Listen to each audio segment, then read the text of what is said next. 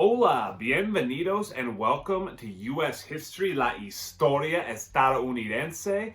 This is the first in a series of video lectures that I, Bill Begeman, will be making to help support your learning of the content throughout this course, so long as we stay in this hybrid distance learning scenario that COVID-19 has put us in. And since we are starting the course, since this is the first video and our course is organized chronologically, meaning from the beginning of U.S. history to the end, this first video lecture will be about Native American history. I like to start off our unit on Native American history by reading you a quote that I saw for the first time at a workshop on Native American history some years ago. So I'm going to read that quote to you now. Spanish speakers, you can see on the right, I've got the quote translated there for you, but I'm going to read the English version, and it goes like this. If native peoples first arrived on the North American continent 15,000 years ago, and Europeans first arrived here 500 years ago, that means that more than 96% of the history of the land that we call the United States today is solely Native American history. Imagine a textbook with 10 chapters, with each chapter in that textbook portraying an equal part of that history. In that book, the first 9 chapters would be devoted to Native history alone, as would more than 60% of the final chapter. Whoa. I am not kidding when I tell you that that fact blows my mind nearly every time I read it. Because it's just so profound. The United States has a long history. From where we sit in 2020, the United States has been around for 244 years. That's a long time. That's like 2.5 centuries, like a dozen generations. A lot has happened in that history. And we're going to study it over the course of a year. Yet that history is a sliver, a small, tiny fraction of the history of people in this place. The vast majority of which is the history of Native people alone. And don't forget, too, that Native people are still here. So that 4% of history since European arrival, since the establishment of the United States of America, that's Native history too. But if you were to write a textbook, divvying up the history of people in this place equally amongst 10 chapters, the history of the United States would be like the last couple sections of the 10th chapter. The rest of that book, mostly, predominantly, Native history, because that's what the history of this place is. So what about our textbook? We're not going to use this baby a lot this year, but this is the textbook assigned to our course, the study of United States history. I counted up 128 sections in this monster of a textbook. You know that 96% of the history of people in this place is Native history alone. So based on that knowledge, wager a guess.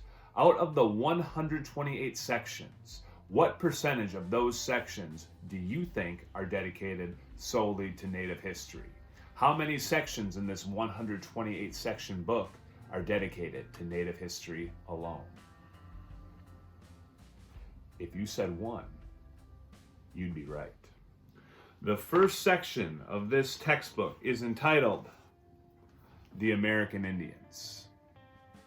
The second section, the Europeans, the group of people who will eventually found the country that is known today as the United States of America.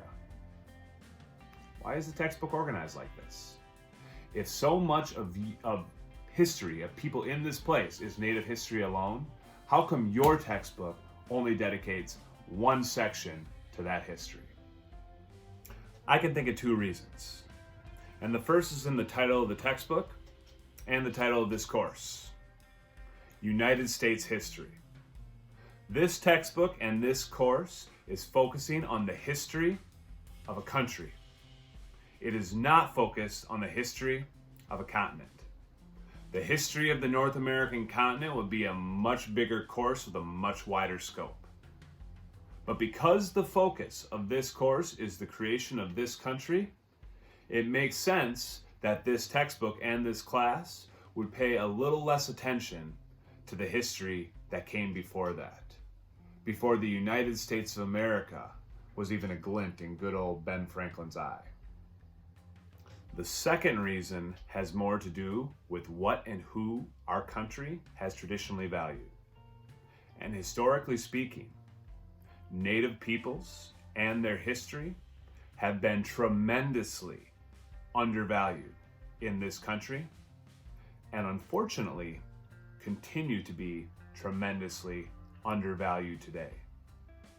You can see by the cover of this book that Native peoples will be a part of the history that this textbook tells, but you can also see by the cover of this book that Native peoples will not be the focus, will not be in the center of much of that history. Maybe that's something that needs to change, but historically, that's been the way that it is. And perhaps we also need to change the way that we talk about Native American history. I mean, just think about that term that I've been using, Native American. It's kind of problematic. Not in the way that the word Indian's problematic, as in it only exists because Christopher Columbus and his men thought that they had landed in India when they had actually landed on a continent unbeknownst to them, North America. But nevertheless, Native American is a pretty unreflective term of the history of the people that lived here prior to Christopher Columbus's arrival. Let me put it to you this way. Prior to Christopher Columbus, how many people living in North and South America thought of themselves as Native American? Had to close the blinds there, it was getting a little sunny. But the answer, of course, is zero.